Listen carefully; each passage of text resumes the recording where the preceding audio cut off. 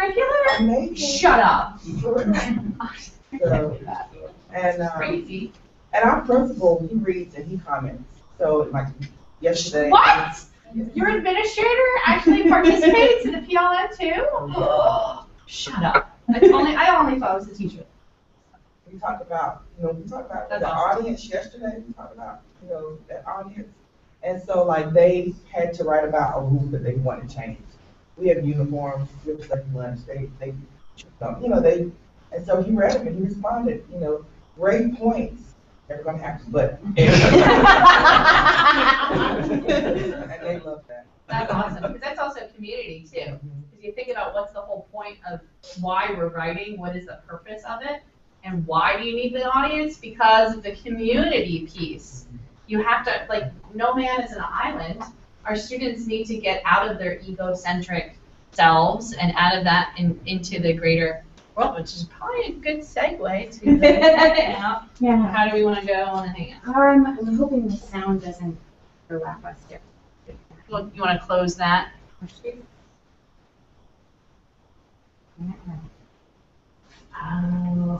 I know what you.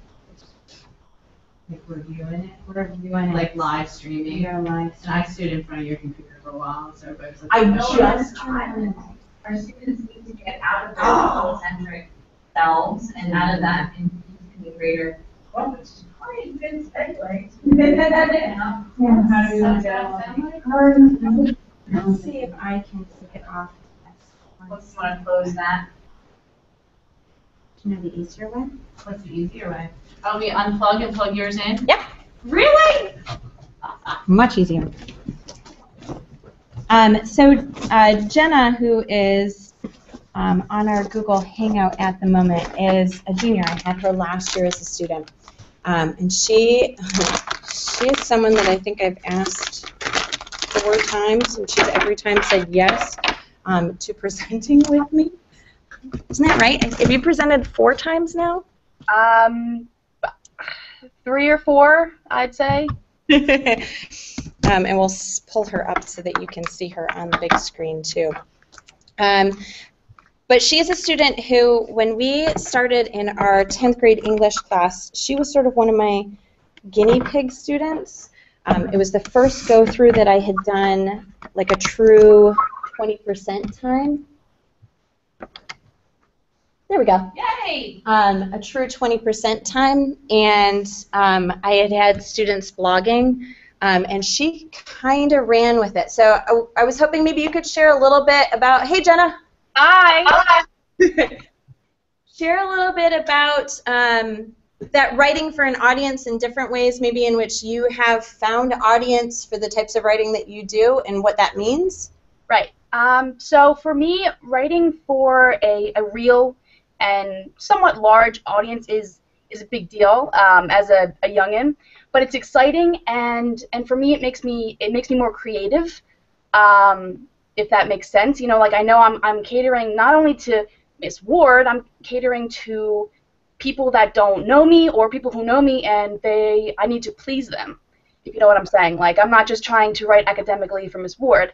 I'm now on my blog, which I don't know. I put up my lower third Miss Ward, but I don't know if it's showing up. But I have a blog that I've started earlier this year, and I just kind of, if I experience something that strikes me, I write about it. And I have about 9 recurring fans, readers, whatever, 2 of which are my parents, but it's still fun to know that people are reading my stuff and they're reading my words. But when I know that when I'm in school, I still try to make my writing as creative and well written as possible. But writing on my blog is a lot better, because I know that I think Miss Ward actually reads some of my stuff sometimes, and kind of having her come full circle, reading my more creative stuff, my personal stuff, is kind of cool. But I also write for this magazine down in Long Beach Island, New Jersey, if you've ever heard of that. I live there. Oh yeah? Yeah. Awesome. So, Echoes of LBI is the title of the magazine, and I got involved with that because I was reading my father's old friend from LBI, her blog on WordPress, and I was like, this is awesome. I didn't really know what blogging was at that point, so I commented and I said, you know, I'm Joe Mealy's daughter. Like, I read your stuff, I love it.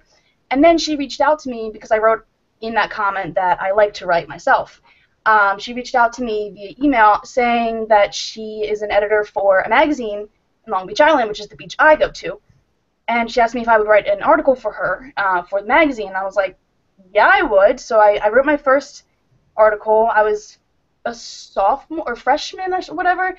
And from there, it kind of took off. You know, I write for them every summer. I write 2 to 4, depending on how many issues they send out, articles a summer.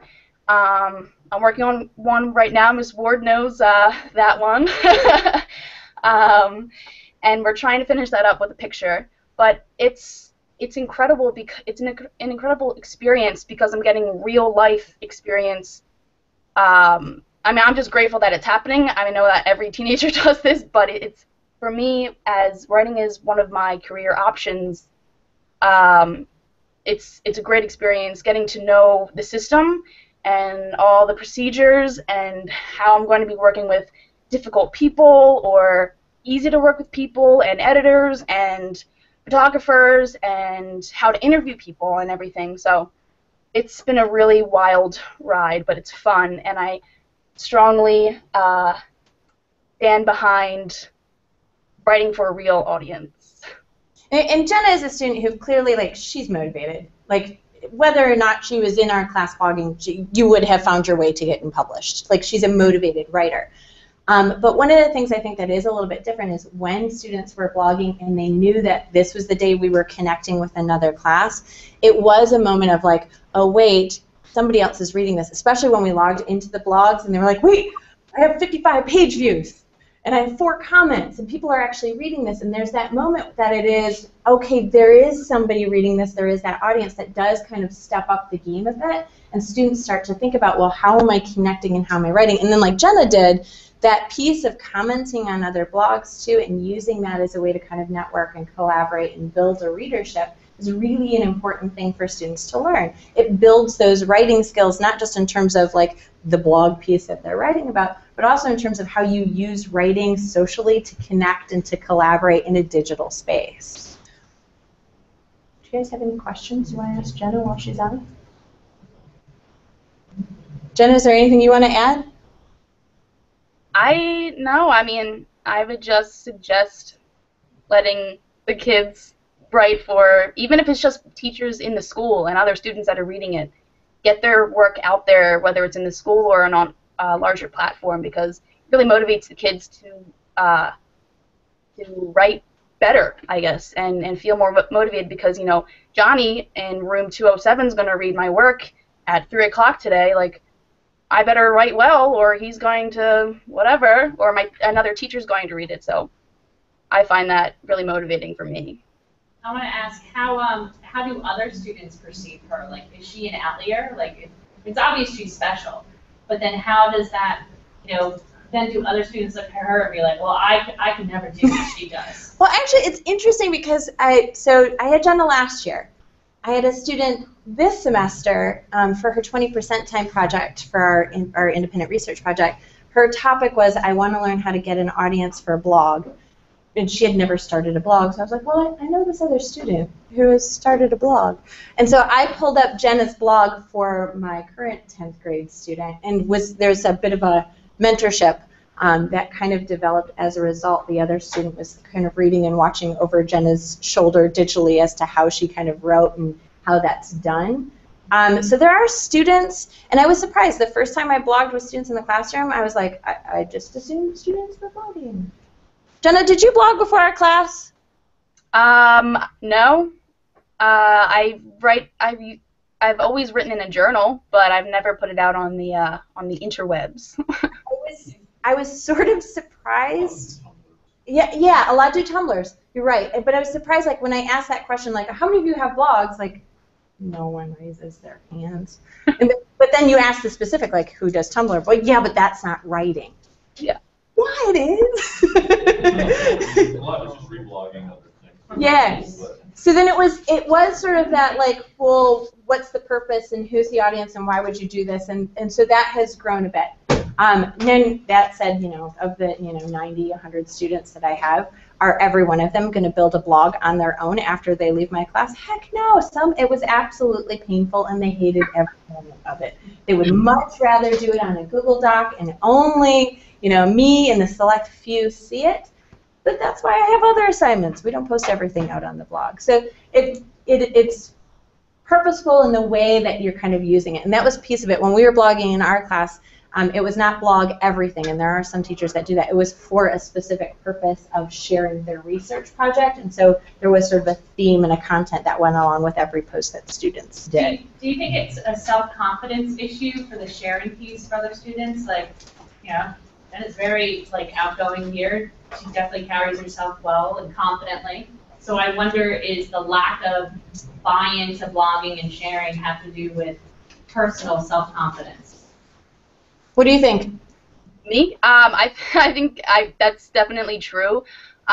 Even as you're right, I am outgoing. Even as outgoing as I am, I'm still a little insecure about my work. And when my brother comes up to me, he's like, at the dinner table, and they're talking about one of my posts that I just put out there, and I'm like, stop talking about it when I'm in the room. It's weird. I don't like it. And they're like, you can put it out on the internet. I'm like, I know, but I'm not expecting you to read it in front of me and then talk to me about it. That's weird. Yes. I mean, I want people to talk to me about it. I just don't want them to read it so in front of me. It's like the same thing with artists. You're like, oh, what are you drawing? And they're like, nothing. Go away. But they still share their artwork. It's kind of, there are students that are like, no way, I'm not putting my work out there. So it does come with, I guess it does go along with self-confidence, and even if they are a great writer, if they just don't know it, or they just haven't been told enough times that, you have a great voice, or you have just a great style of writing, but maybe they just haven't been told that enough for them to have the self-confidence to put it out there for everyone to see. And I think that's the piece too. It's like knowing there are some students who are very comfortable putting it out publicly on the web and want the unknown audience versus students who are like, nope, I want my select group. And so I think when we're doing our blogs and when we're doing our portfolios, students have control over the privacy setting as to who sees it. I'm not going to require a student who is really uncomfortable with sharing their work with an unknown audience. I'm not going to force them to share their work with an unknown audience. So we do talk about that privacy and sharing settings and when do you share and when do you not share and what sorts of things do you share. All right, we have 2-3 minutes left. Thank you, Jenna. Thank Of course. Have fun, guys. you.